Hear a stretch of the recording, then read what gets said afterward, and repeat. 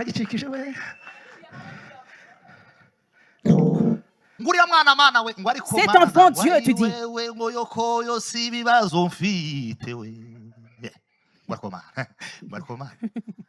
Tu dis à Dieu, Dieu, j'ai beaucoup de problèmes. Tu dis Dieu quand même. Dieu, tu veux que je souffre vraiment. Pourquoi j'ai beaucoup de problèmes, tu le dis. Et quand Dieu change le problème, sans pouvoir changer la façon dont tu penses, mais toute personne qui est au-dessus d'un don, qui a un don, le don là va te bâtir. Et le jour viendra où tu vas le détruire. Oui.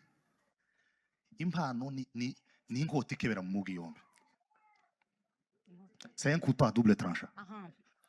Amen. Ça veut dire, le don est comme ça. Maintenant, ils doivent te faire connu. Mais si tu as un don sans caractère, ils vont te bâtir dans cette direction, mais après, ils vont aussi te détruire. Toute personne qui a beaucoup d'argent, et c'est bien d'avoir de l'argent, c'est vrai. Que Dieu nous donne de l'argent ou pas. Il y a une femme qui me dit oui. C'est comme s'il me dit tu es fou ou quoi. Il y a une personne qui me regarde et me dit qu'est-ce que tu dis. Quand tu as beaucoup d'argent, sans caractère, cet argent va te bâtir. Maintenant, ils vont te détruire. Et les enfants qui se suicident ici, ce sont des enfants des riches. Parce qu'il a trop mangé, il s'est rassasié. Il n'est pas habitué à avoir des petits problèmes. Il ne sait pas dormir avec la faim. Il ne sait pas. Il n'a jamais été faim. Il n'y a pas de problème. Il n'y a pas de problème dans les familles. Mais maintenant, il pense comme s'il est contenu. Et maintenant, il se met au-dessus de l'étage et se dit, si je tombe, je vais voir ce que ça va arriver. Et la personne va mourir.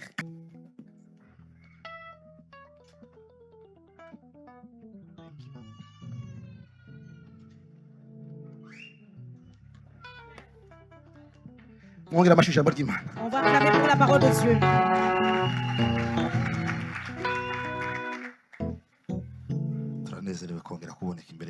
Nous sommes tellement joyeux d'être encore dans la présence de Dieu. Hier, nous avons été en retard de quelques minutes. Mais je pense qu'on ne va pas être encore en retard aujourd'hui.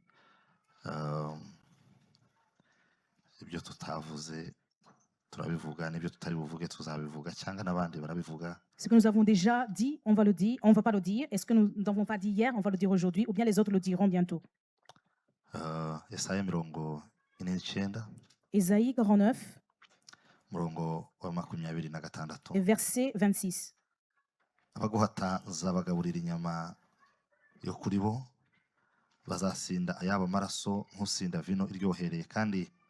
abantu bose bazamenya ko ngiye Uwiteka ndi umukiza wawe n'umucunguzi wawe intwari ya Yakobo.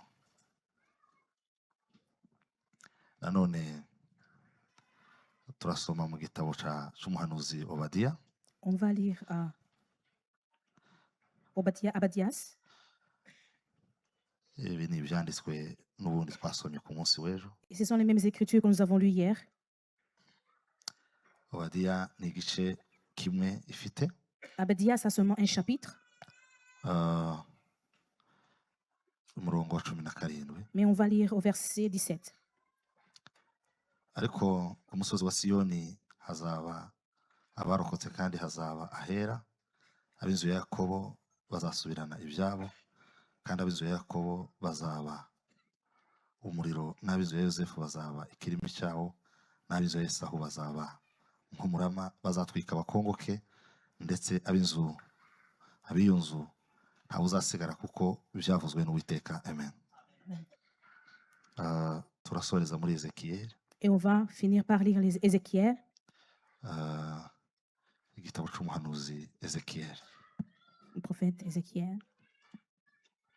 Igice cya 36. On va lire dans le chapitre 36. Umurongo wa 26. Et verset 26. ndetse na 25. Nzabaha umutima mushya mbashyiremo umwuka mushya, nzabakuramo umutima ukomeye nk'ibuye mbashyiremo umutima woroshye, kandi nzabashyiramo umwuka wanjye, ntume mugendera mu mateka yanjye mugakomeza n'amategeko yanjye mukayasohoza. Amen. Amen. Ni iby'agaciro nk'uko twari tubivuze kuba hano mu itorero. C'est très bien d'être ici dans cette église. Ntabwo umuntu yahagarara ngo abitekereze nk'ibintu bisanzwe. On ne peut pas se mettre ici debout et prendre ceci comme des choses très simples. Cyokoze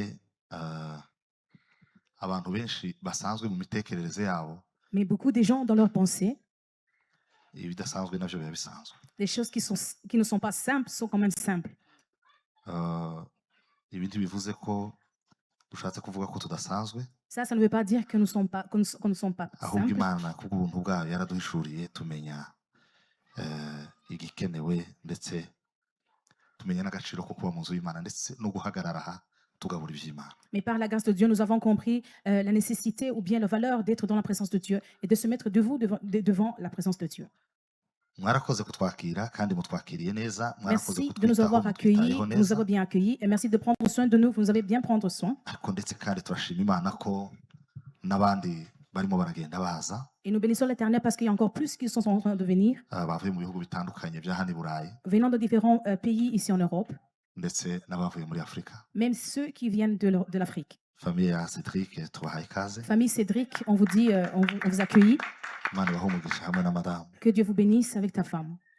Mwakoze kandi gukora igikorwa kidasanzwe cyo kuramya no guhimbaza hamwe Et merci de na servir couple ya Pasteur Ben. en adorant l'Éternel avec le couple de Pasteur Ben. Ahantu turi tumeze neza, Là où nous nous trouvons, nous allons bien. twarahishimiye pe. Nous sommes tellement joyeux. Sinzi n'ibintu Pasteur yazanye sinabibona, nabiguyeho mu kanya. Je ne sais pas les choses que le pasteur a amenées avec lui. Je viens de le voir tout de suite.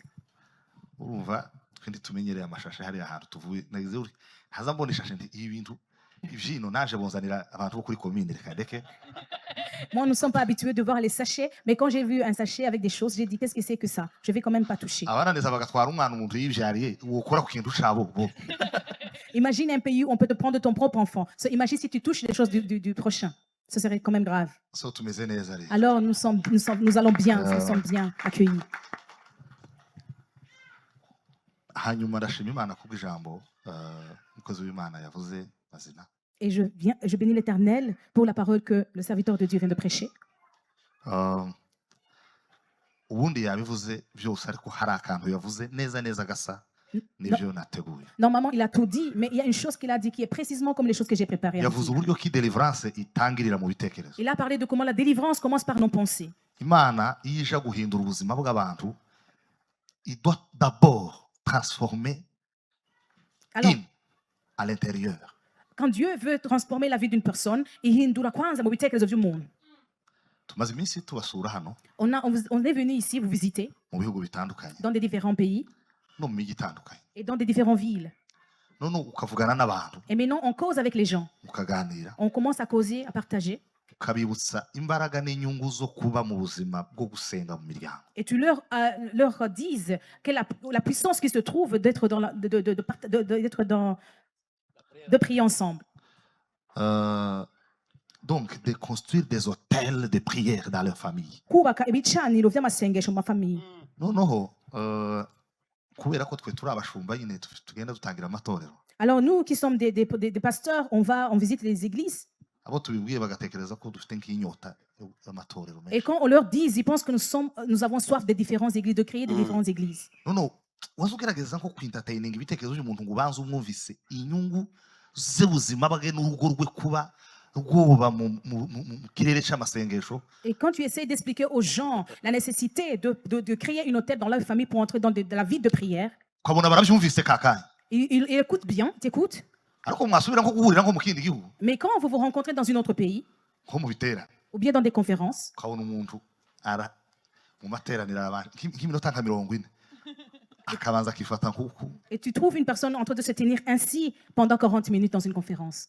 yaba ari nk'umudamu baririmba nk'indirimbo nk'izi umushumba Ben yateraga, nahuye n'umugenga w'ibihe Yesu utabura uko abigenza noneho bageraga nkaho ntazabura uko abigenza maze narananiwe no gusenga iyo hari ukuntu yobigenza bigahinduka ntasenze bongo ile ni bongo. Alors, quand il prie, il dit, j'ai rencontré le créateur des choses, des temps. Et quand ce créateur-là va chercher des façons de faire des choses, donc tu t'imagines que donc Dieu va seulement faire sans que tu puisses faire quelque chose. Ça, c'est le mensonge. Et tu vois les femmes en train de pleurer un peu, avoir des sentiments. Il y a une femme qui s'est moquée de son ami. Et qu'elle pleure mal, qu'elle pleure pas avec une bonne manière. Parce que quand elle pleurait, elle faisait comme ça avec les larmes. Et les autres pleurent bien, avec classe. Il faut bien te nettoyer les larmes. Ça veut dire que tu n'as pas bien pleuré, tu n'as pas eu des raisons pour pleurer. En fait. Ça, ce sont des pleurs de... Est-ce que si quelqu'un doit pleurer, est-ce qu'il sait comment il va pleurer? Alors les gens d'Europe, vous pouvez pas donner beaucoup d'argent comme vous avez donné pour que nous puissions venir vers vous. Parce que ce n'est pas nous qui ont payé les billets pour venir. Maintenant, je parle pour moi-même, personnellement. Là où nous habitons, c'est une place qui est très chère et ce n'est pas nous qui vont payer ça.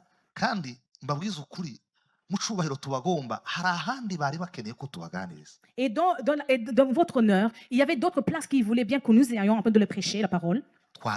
Mais on a choisi de venir ici. Alors on vous demande de ne pas être distrait dans vos pensées. Nous tous ensemble, pas seulement vous, mais nous tous ensemble. Nous allons pouvoir retenir ce que Dieu a préparé pour nous. N'est-ce pas? C'est pas juste parce que. Non.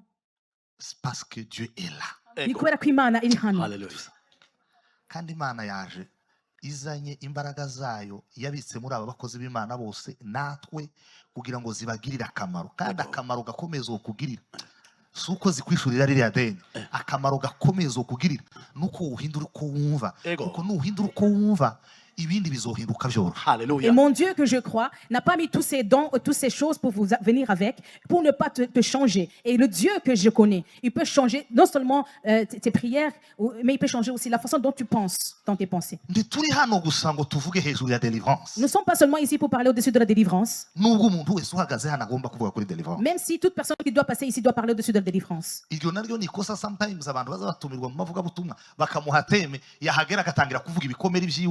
Gahunda ziwe ngo niho mbabone ngo reka mbe nkuvuga ngo mureke mbe nkuhumeka ngo hari ikindi umwuka yanganirije ntacu umwuka yo kuganiriza gitandukanye n'ice banyiritorero bagenye n'umurongo uhari hari umurongo uhari ibindi byose bya tripotage nakajagari k'abagabo b'imperuka. Ça, c'est aussi notre défaut que les prédicateurs ont. Des fois, on leur donne un thème pour suivre. Maintenant, quand ils arrivent sur le podium, ils commencent à parler de leurs propres problèmes et commencent à dire des choses qui ne vont pas en ligne avec le thème. C'est pas bien. Il faut toujours suivre le thème. Si tu es en dehors du thème, c'est un désordre. Quand on parle au-dessus de la délivrance, vous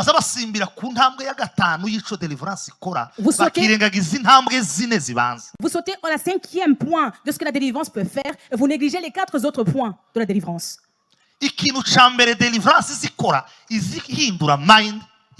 La première chose que la délivrance doit faire dans ta vie, c'est changer les pensées d'une personne.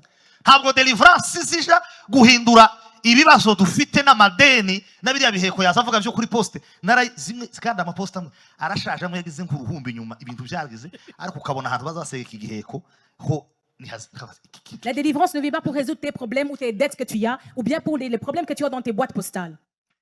Iriya postiri la boîte postale. kandi utayifite uba ufite ikibazo i Burayi. Et si tu n'as pas une boîte postale, c'est un problème ici en Europe. Ariko buri gitondo Mais chaque matin, tu dois aller dans ta boîte postale et tu dois parler à tes problèmes là-dedans.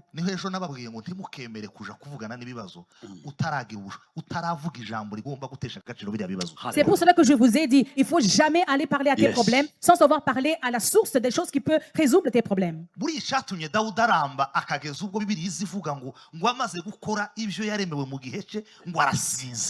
a fait que David a vécu longtemps, et la Bible nous dit qu'après avoir tout fait, il s'est endormi. Ça veut dire c'est pas parce qu'il n'y avait pas de combat autour de lui. Nibisigura yuko atabintu byamugwanya iruhande yiwe. Mais c'est parce qu'il savait comment déclarer sur sa vie. Nuko ariko yazigana ategeza kwatura mu buzima bwiwe. Il était au courant de ce que la parole signifie. Yarazi icyo ijambo ry'Imana rivuga. Bibiliya iravuga ngo ururimi nirwo rwica kandi nirwo rugira gute. La Bible nous dit que la langue c'est ça qui détruit et c'est ça qui crée. Buriya abantu bose baza bamuhagurukira batazi ijambo yiyatuye. Et toutes personnes se sont levées en haut sans savoir que la parole qui s'est prophétisée pour lui-même. Kugeza ku mwana we Absalomu yahagurukanye ingabo zija gutera se ngo zimumare atazi ijambo yiyatuye. Même si son fils Absalom est parti pour se battre avec les soldats sans savoir connaître ce que son père a prophétisé pour sa vie. Kandi ntiyategereje ngo bamuremeho intambara ngo abone kuvuga ijambo. Il n'a pas entendu la guerre afin de pouvoir prophétiser dans sa vie. Yaravuze ngo ntabwo nzapfa nkenyutse nzarama. Elle a dit je mourrai pas mais je vivrai longtemps. Je ne vais pas mourir avant le temps. Je ne mourrai pas avant le temps mais je vivrai. Nzarama. Je vivrai longtemps. Kandi harabaza barama bakavuga amatiku. Et les gens, il y a des gens qui vivent longtemps mais ils parlent des choses qui n'ont pas de valeur. Harabaza barama bakahinduka umutwaro w'abandi bantu. Et les gens qui vivent longtemps, ils commencent à prophétiser des mauvaises choses au-dessus des autres vies. Harabaza barama Il y a des gens qui vivent longtemps. kurama kwabo kikaba ikibazo kuruta uko kiba igisubizo. Et leur façon de vivre devient un problème pour les autres. Mais voici ce qu'il a déclaré. Ariko nimwumve ivyo yatuye. Yaravuze ngo sinzakenyuka. Elle a dit je ne mourrai pas avant le temps. Ico ni cyambere. Ça c'est pour Aravuga ngo icya kabiri. Et deuxièmement, nzarama. je vivrai longtemps. Gatatu. Troisièmement, Iminsi yanje. et mettons Muri ubwo burame. dans la façon de vivre. Izaba iminsi yo gutekerereza abantu imirimo Uwiteka. Ce seraient les jours de penser les œuvres de Dieu dans la vie des personnes. Buriya Normalement, twaje ngo habe deliverance. nous sommes venus ici pour la délivrance. Kandi deliverance umukozi w'Imana yavuze ngo suko wikubita hasi. Et la délivrance, le serviteur de Dieu a dit, c'est pas que toi tu puisses tomber. Nuko hari ikikubita hasi. C'est qu'il y a des choses qui doivent tomber.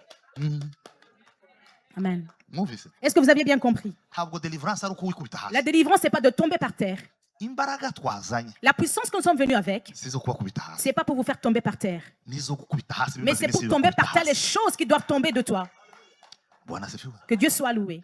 Deliverance intambwe ya mbere. Le premier étape Une âme de délivrance, ni mu mutwe. c'est dans ta tête. C'est là dans la tête. Imana igomba guhindura uko utekereza. Dieu veut changer de comment tu penses. Pawulo yaravuze ngo mureke Imana ngo ivugurure ibitekerezo byanyu. Niko Bibiliya ijambo ry'Imana rivuga. Apana Bibiliya yera. Bibiliya ijambo ry'Imana riravuga ngo mureke Imana ivugurure imitekerereze yanyu. La Bible nous dit, laisse que Dieu puisse changer le renouvellement de l'intelligence en vous.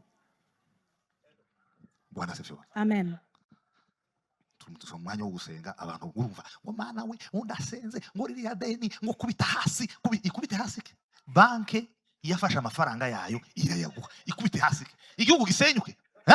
Uburusiya burase igihugu bibone harabiki. Ideni wararifashe nta kundi. Ni irya banke nabo baza bacuruza ugomba kubishura. Et quand on est en train de prier, tu commences à prier. Dieu enlève toutes les dettes. Toi, tu as pris la dette dans la banque. Et maintenant que tu veux que Dieu détruise les banques, pourquoi est-ce que tu veux détruire le pays? Parce que les banques vont toujours rester quand même. Tu as pris la dette, tu dois le payer. Cet enfant, Dieu, tu dis.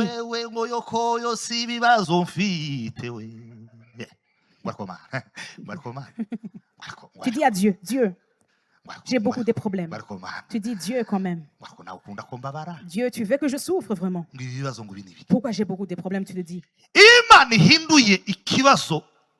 Et quand Dieu change le problème, sans pouvoir changer la façon dont tu penses, même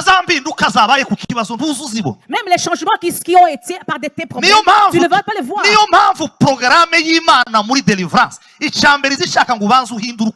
C'est pour cela que dans le plan de Dieu dans la délivrance, il veut d'abord changer la façon dont tu penses des choses. Il faut dire Amen.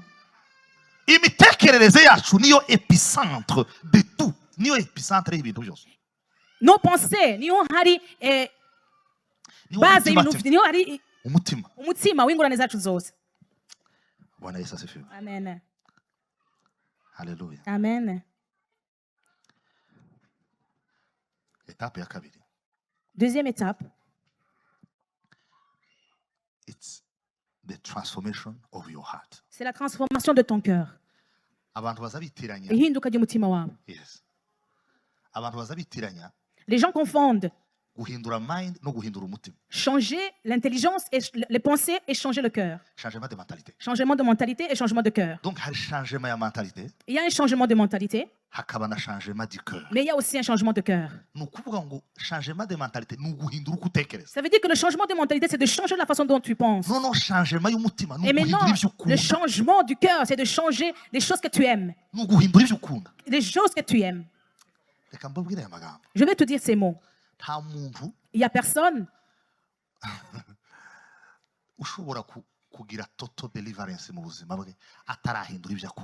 qui peut avoir la totalité de la délivrance sans avoir changé les choses qu'il aime.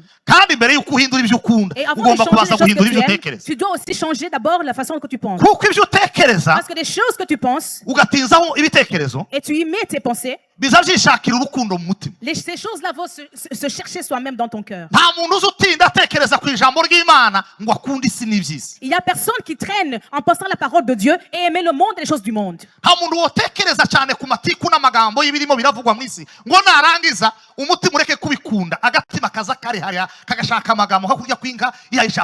Et il y a personne qui pense toujours aux mots, les mots qui sont en vain et les choses qui n'ont pas d'importance, qui aiment les choses de Dieu. Le premier délivrance iba mu mitekerereze, etape ya kabiri hagahinduka ivyo ukunda bigahinduka. Le premier délivrance c'est le changement de mentalité et maintenant les choses que tu aimes doivent aussi changer. Kandi mureke mbabwize ukuri. Et laisse-moi vous dire la vérité. Tujana. Nous allons nous suivre. Nous allons aller ensemble. Mureke kurangara. Il ne faut pas être distrait. Bwana sifiwe. Gloire à Dieu. Sema haleluya. Il faut dire amen. Muri mezi nk'abiri ashize. Les 2 derniers mois qui sont passés, j'étais en Norvège.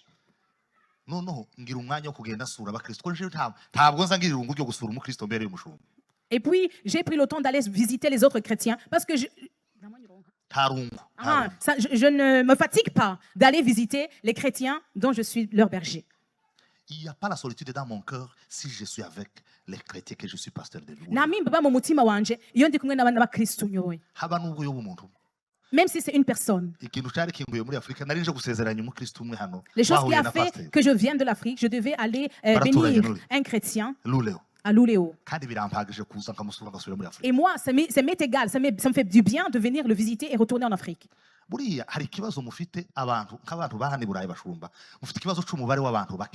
vous avez des problèmes ici, les pasteurs ici en Suède. Vous n'avez pas beaucoup de gens, beaucoup de chrétiens. Ce n'est pas tous les pasteurs. Mais laisse-moi vous dire la vérité. Tout ce monde-là, il a été changé par 11 personnes. 11 personnes seulement. Ce n'est pas beaucoup de personnes. Ce n'était pas beaucoup de personnes. Il y a personne qui n'aime pas beaucoup de personnes. Mais 11 personnes, 11 disciples, c'est eux qui ont fait toutes ces choses-là que vous voyez. Alors le problème, ce n'est pas le nombre, mais c'est les mentalités. C'est la mentalité. Parce que maintenant tu parles avec les gens et tu penses que les gens ont compris. Et tu vois les choses que tu lui dis, c'est pour son propre bénéfice. Et tu te imagines. Les choses que je suis en train de lui dire, c'est pour son propre bénéfice. Pourquoi il ne le fait pas?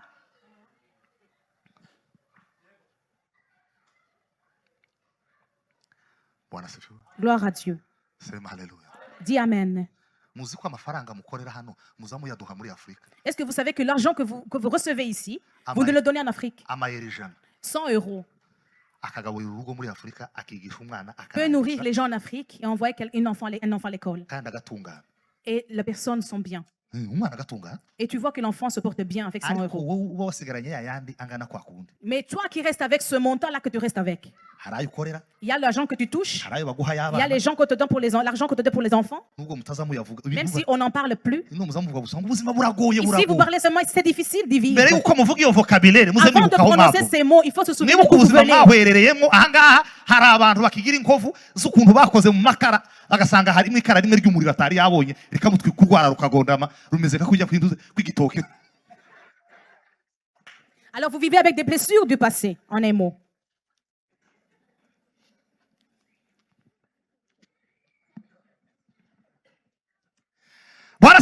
Gloire à Dieu.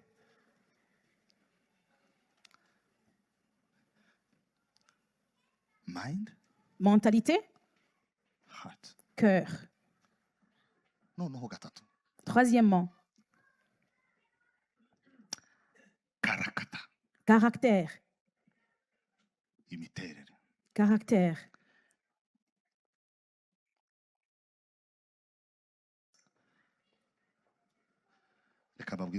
Je vais vous dire la vérité. dufite ubuzima bw'abantu baza batekereza ngo amafaranga araza imbere, iterambere riraza imbere, impano ziraza imbere, kumenyekana biraza imbere, imbere, imbere. Ariko reka mbabwize ukuri. Il y a des gens qui pensent que l'argent, est très connu, toutes ces choses-là viennent avant. Umuntu wese uhagaze ku mpano, Mais toute personne qui est au-dessus d'un don, qui a un don, izomwubaka. le don là va te bâtir. Umunsi nigera umusenyi. Et le jour viendra où tu vas le détruire. Oui. Impano ni inkota ikebera mu mugi yombi. C'est un couteau à double tranchant. Amen. Ni ukuvuga ngo Ça veut dire, impano izigenda gutya le don est comme ça. ikakumenyekanisha. Maintenant, ils doivent te faire connu. Ariko iyo uyifite yonyine utagira caractère, Mais si tu as un don sans caractère, izi kubaka muri iyi direction ils vont te bâtir dans cette direction, yakubanuka ukikagusenya. mais après, ils vont aussi te détruire. Umuntu wese ufite amafaranga Toute personne qui a beaucoup d'argent, kandi ni meza et c'est bien d'avoir de l'argent, rwose, c'est vrai. Imana yaduhe cyangwa ireke. Que Dieu nous donne de l'argent ou pas. Hari umudamu wese umbwira gutya, ni nko Il y a kumbwira une femme qui urasaze. me dit oui. C'est comme s'il me dit tu es fou ou quoi. Ni nko kumbwira atari kuvuga gute uvuze gute. Et il y a une personne qui me regarde et me dit qu'est-ce que tu dis? Iyo uyafite Quand tu as beaucoup d'argent, sans caractère, sans caractère, aza kubaka cet argent va te bâtir, akagusenya. maintenant ils vont te détruire. Abana baza biyahura hano, abana Et les enfants qui se suicide. suicident ici, N'abana bakitse. ce sont des enfants des riches. Kubera ko yariye agahaga. Parce qu'il a trop mangé, il s'est rassasié. Nta bibazo bidasanzwe yigeze agira. Il n'est pas habitué à avoir des petits problèmes. Ntazi yaburaye, ntazi Il ne sait ashonje. pas dormir Ntazi avec ayibaza la ngo faim. biragenda gute. Il ne sait Nta pas. muntu wamubwira ngo arashonje, nta Il famille n'a yabo. jamais été Nta faim. Il n'y a bibazo pas de ifite. problème. Il n'y a pas de problème dans les familles. Akumva nta kintu na kimwe asigaje. Mais maintenant, il pense comme s'il est tout Agahagara hejuru contenu. y'etaje akaba atari ko Et uwo maintenant- basa umutwe hasi nkareba. Et il se met au-dessus de l'étage. Je se dis, si je tombe, je vais voir ce que ça va arriver. Akaba aragiye. Et la personne va mourir. Caractère. Caractère. Imana izitransforma imitekerereze Et Dieu transforme la mentalité. igahindura ibyo ukunda, Et il va changer des choses que tu aimes de plus. échange aussi les caractères. Igahindura gusa n'imiterere yawe. Iyo ni intambwe ya gatatu ya Ça, c'est la deliverance. troisième partie, c'est la troisième étape de la délivrance. Bwana Yesu asifiwe. Que Dieu soit loué. Total deliverance. C'est la délivrance la totalité de la délivrance. Kuko iyo umuntu yahinduye caractère, Parce que si quelqu'un a changé de caractère, azahindura ibyo akora. et change aussi de façon dont il fait les choses. Dore rero ahantu bigoranira. Alors regarde quand les choses deviennent difficiles. Kiza gituma dusiga tuvuze ibyo twavuze ntibikorwa. Alors regarde comment ça arrive quand on dit des choses, on ne les fait pas, on ne les met pas en pratique. Nuko C'est parce que bitaba byahereye mu bitekerezo ngo les byo mu choses qu'on a mutima, dit n'a pas commencé par la tête, n'a pas hanyuma entré ngo dans le bihindure cœur. amakaractère Et maintenant, neza. ils ne peuvent pas Ibyo changer nos umuntu akora bya buri caractères munsi. et changer la façon dont tu fais des choses. Haleluya bwoko bw'Imana. Est-ce que vous Bwana m'écoutez? asifiwe. Amen. Murahari, haleluya. Est-ce que vous êtes là? Timubona uko turaha, Et comme nous sommes ici, turaza dusenge mu kanya. nous allons prier. Bakurambikeho ibiganza. On va te mettre les mains. Noneho tunagucubute. Et maintenant, on va te secouer un peu. Hein? N'est-ce pas? Hari abantu uzusengera kama kubwira ati ukuransengeye. None dasenze. Nguye nukuri ngo bankunkanda ngo bankucuguta. Il y a les gens qui demandent qu'on les secoue un peu quand on prie pour eux. Yene ngucugute gute. Il dit, comment est-ce que tu veux que je te secoue? Genda muri gym bagukunguta. Et je lui dis, va dans le gym et commence à te secouer toi-même. Twagaza dukunguta akabwana kugira ngo kajaba amata menshi ukazubanza ukagacurika ukakagira utwe. Genda bagukungute muri gym. Va dans le gym, on va te secouer à des gens forts là-bas, ils vont te secouer. Pas nous.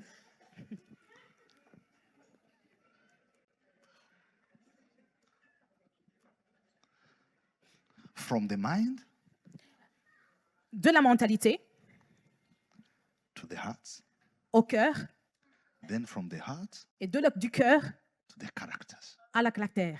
Iyo caractère yahindutse Et quand le caractère est transformé, kandi ntiza yihindura. il se transforme par soi-même. Iva kuri mind Ça vient de la mentalité, kaja ku mutima, ça passe au cœur. yava ku mutima Et quand ça quitte du cœur, bikeinfluence ama caractère. maintenant ça va influencer le caractère d'une personne. Byarangiza aho ngaho. Et après cela, Arya ama caractère niyo azabwira umuntu ngo tous ces caractères vont parler à la personne. William udasenze. Ne dors pas sans avoir prié. Uravyutse ugiye kwirwa mu isi y'aba Maintenant, tu te réveilles, tu vas tourner ici dans le monde des Suédois sans prier. Message yaza gutya bavuga ngo amafaranga arahageze. Et quand le message vient, ils te disent l'argent est là. Ukavuga ati Imana niyo yambere. Et tu dis Dieu d'abord. Muranyumvise? Est-ce que vous avez compris? Imana niyo yambere. Dieu d'abord. Hari mwaza mubona switch. Vous avez dit que ça s'appelle switch, n'est-ce pas? Switch. Ils vont vous switcher aussi. Amen. Alors vous allez passer par la switch. Tu vas dire Dieu, tu es le premier d'abord. Tous ces séduits-là, il ne peut pas avoir le pitié pour moi. C'est toi qui les as utilisés. Ces gens-là, il ne faut pas me faire oublier que c'est toi le premier dans ma vie. Bénis-les parce qu'ils ont un tel instrument, tu as passé par eux pour m'aider. Ils passent par eux, mais la personne dont Dieu utilise ne peut pas me faire oublier la source. The source of our everything La is source de toute chose, c'est Dieu. But sometimes Mais des fois, we forget our source. nous oublions la source. That's why C'est pour cela que l'argent que vous recevez, c'est beaucoup normalement. Je vous dis la vérité que vous recevez beaucoup d'argent. Et je vais vous dire une chose. Et je veux vous dire que ce n'est pas l'argent qui vous fait vivre. Il faut faire tes calculs après la fin du mois. Regarde l'argent que tu as dépensé. Regarde l'argent que tu as fait entrer. Ce n'est pas la même chose. Ça, je vous dis la vérité, ça ne peut pas se compter comme ça. Je ne sais pas comment Dieu le fait. Je ne sais pas comment Dieu fait les choses. Je ne sais pas comment tu fais les choses. Et je ne sais pas comment tu le fais. Mais ce que je reconnais, quand tu commandes, il y a des choses que Dieu fait et des choses soient possibles. Tu payes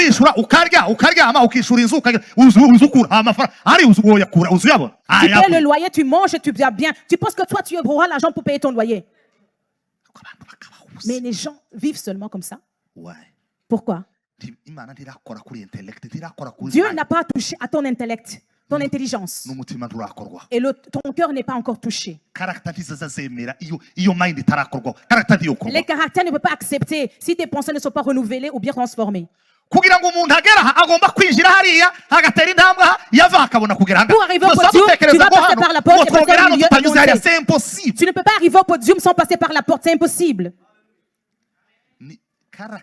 Iyo mind yakozweho n'umutima ugakorwaho niho character zikorwaho noneho hashira ibyumweru bitatu cyangwa ukwezi umwuka akakubwira atari ko ugiye kumara amezi abiri udasenga utiriza hano hari abantu uko hari abantu bataririza kugeza umwaka ugeza baza barya gusa. Il y a des gens, ils ont passé déjà une année, ils n'ont pas quand même pas gêné. Toute l'année doit finir bientôt. Il y a des gens, vous avez fait manger comme...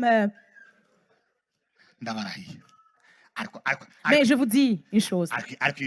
Ces pays, ça demande que vous mangez un petit peu. Ici, vous devez manger lentement. Parce que ici, il faut manger lentement. Si tu n'as pas mangé, c'est ce qu'on tu Si tu n'as pas donné la nourriture au corps, l'esprit va manger. C'est ça. Alors élève tes mains, donne gloire à Dieu. Dis Amen. Mangez peu, ne mange pas beaucoup. Ces pays, c'est là où se cache.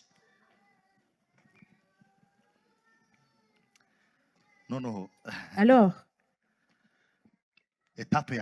la dernière étape, la vie est impactée. Voilà. Je vais les impacts. Que Dieu fait quelque chose. Que Dieu fasse quelque chose. Dieu doit vraiment faire quelque chose. Avant que Dieu ne fasse quelque chose, il fait le changement de mentalité, le changement du cœur et le changement de caractère.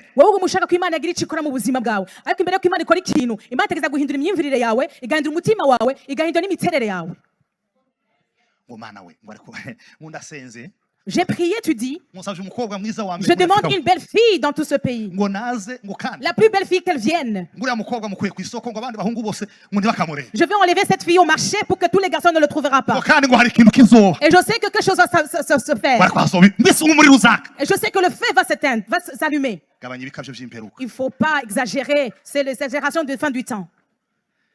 Le feu que tu veux, ça doit être allumé en toi d'abord.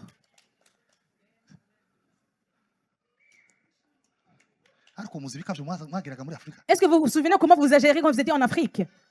Vous vous souvenez que si Dieu ouvre les portes, Dieu doit nous ouvrir les chemins afin que nous puissions aller en Europe. Et nous allons aller en Europe pour prêcher les Blancs. Vous avez prêché qui? Combien? C'est très grave. Est-ce que tu vas prêcher à quelqu'un que tu as menti? Il y a des gens qui...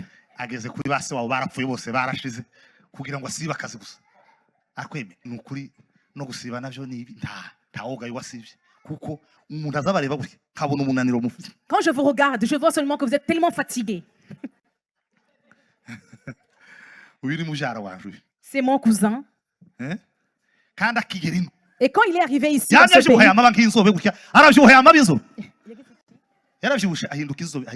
pays, il a augmenté de poids, il est devenu un peu plus clair qu'avant. Et après 8 mois, quand j'ai regardé ces photos encore sur le statut, je vois que la personne commence à devenir faible. Qu'est-ce qui s'est passé?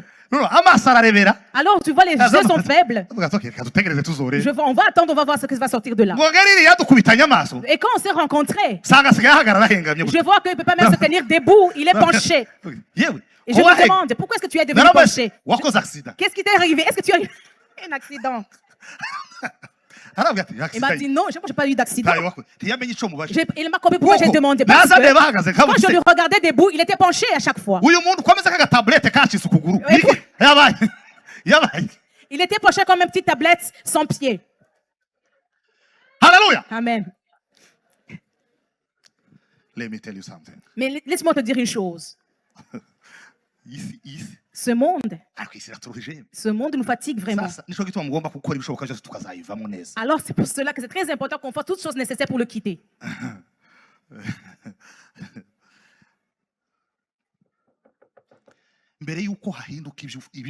Avant que tu changes les choses physiques, les choses physiques, les choses que tu peux toucher, tu vas commencer à changer tes pensées. Ça va entrer dans ton cœur. Comment est-ce qu'un chrétien vit sans pouvoir aimer la maison de Dieu? Hein? Ici, il y a une place là où je ne blague pas. C'est dans l'église. Parce que quand j'entre dans une église, je sens qu'il y a quelque chose qui se fait en moi. Je m'entends toujours à ce que Dieu fasse quelque chose. Il y a des gens qui entrent dans une église et ils sortent sans même nommer les noms de ses enfants. Mais quand moi je m'assois là-bas, avant que je même dise bonjour à notre serviteur de Dieu, et tu sais, cet homme, il y a un esprit de Dieu dans cet homme. Et le serviteur de Dieu a l'esprit de Pentecôte. Il a l'esprit de Dieu. Il y a quelqu'un, quand tu t'approches de lui, des fois, tu vois qu'il y a des gens qui te donnent comme un Bluetooth. Avant que je puisse parler avec lui, j'ai dit, Seigneur, vois tout le chemin que j'ai pris pour venir. J'ai laissé mes enfants. J'ai laissé mon église. Regarde comment la vie est. Regarde comment je me suis fatigué. Regarde comment les choses sont. Fais, donne-moi une bénédiction. Donne une bénédiction à cette église. Mais que tu me fasses du bien aussi. J'arrive dans ta maison.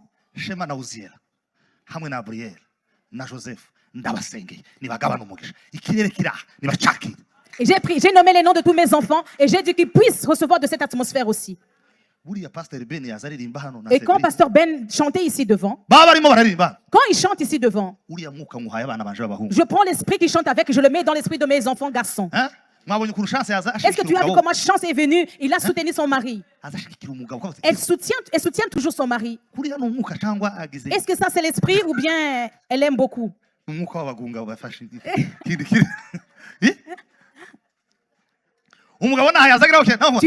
son mari faisait comme ça et Chance fait c'est comme ça.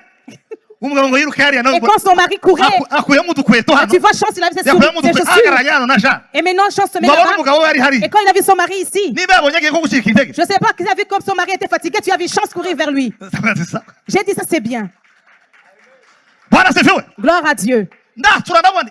J'ai commencé à comprendre, j'ai dit c'est comme ça qu'une femme doit soutenir son mari. Et j'ai nommé le nom de mes enfants garçons, j'ai dit qu'ils soient le même esprit. C'est les mots que je confesse quand je me suis assis ici. Regarde ce genre de dons que le monde manque. Regarde ce genre de dons que le monde manque. Maintenant les dons te passent devant. Maintenant tu confesses rien et tu dis rien. Des fois, je vous vois comment vous êtes distrait. Tu vois, papa, Ça, c'est tes amis, n'est-ce pas? C'est tes frères. Soit tu es le grand frère de chance, n'est-ce pas? Même si c'est ta petite sœur. Et maintenant, Ben est ton beau-frère. Il l'a doté, j'espère.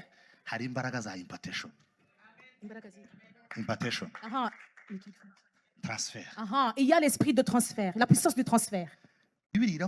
La Bible nous dit que Josh, qui vient de nous, Josué, qui vient de la famille de nous, il était rempli de son esprit parce que Moïse lui avait mis les mains. Il y a là où Dieu a dit à Moïse,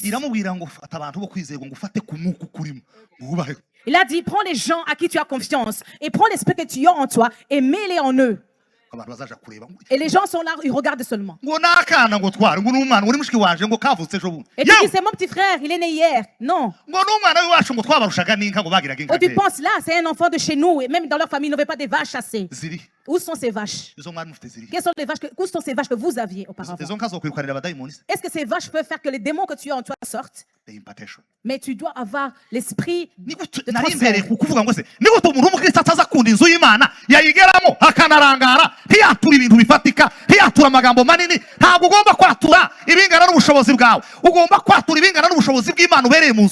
Et comment une personne chrétienne n'aime pas la maison de Dieu? Même si la personne entre dans la maison de Dieu, il n'est pas même capable de confesser dans sa vie. C'est pas seulement confesser, mais c'est vraiment de comprendre la confession. Dis Amen. Amen. Ces gens-là, j'ai habité avec eux à Kimirongo. Et surtout Cédric, que vous voyez là-bas. On a vécu ensemble. Ils étaient riches chez eux. Il venait chez nous, il avait tellement mangé, il était bien. Et nous étions des locataires. Nous étions chez les gens, dans la famille. Nous logeons dans des différentes familles. Et des fois, on marchait comme si nous sommes en train de retourner en arrière. Est-ce que vous voyez cette tête que j'ai? Si vous pouvez voir ma tête dans 2005, il était assez grand comme ce. Quand tu me voyais, je marchais comme ça, je comprenais rien. C'est comme si j'étais bizarre. Alors on a prié à Kimirongo. Gloire à Dieu. Écoutez, je vais vous donner. Alors on a prié à Kimirongo. On était comme 6 personnes. Et certains se sont fatigués. Et il y a ceux qui sont avec les massages. Amen. Alors on allait à Kimirongo. J'ai dit, je dois avoir une maison à Kimirongo. C'est là où c'était un quartier célèbre. Les gens riches. Et ce qui était à la page, c'était d'avoir une maison de 4 chambres et les toilettes dans les maisons. Ici à Kimirongo, on a besoin de maisons. On priait 3 jours et après on continuait à prier dans les rues. On marchait avec la grosse tête. On marchait avec la grosse tête. On dit Dieu. Aide-nous, aide-nous. Dieu, sauve-nous. À Kimirongo, tu vas nous donner la gloire. Donne-nous la gloire ici à Kimirongo. Amen, amen, amen. Gloire à Dieu. Que Dieu soit loué. La maison où j'habite, c'est pas une belle maison comme vous avez. Mais la beauté de cette maison dépend d'où la maison est venue. Quand j'étais un étudiant, j'étais pas seulement étudiant. Et j'avais mes sœurs avec qui je vivais avec. Ma sœur et mon petit frère. Et Dieu m'a fait du bien, m'a fait miracle. Et j'ai eu une maison de 4 chambres avec 2 toilettes là-dedans. Et c'est ça que j'ai aujourd'hui. Et j'habite là dans cette maison. Et Dieu me l'a donné. Je dis des choses que vous reconnaissez.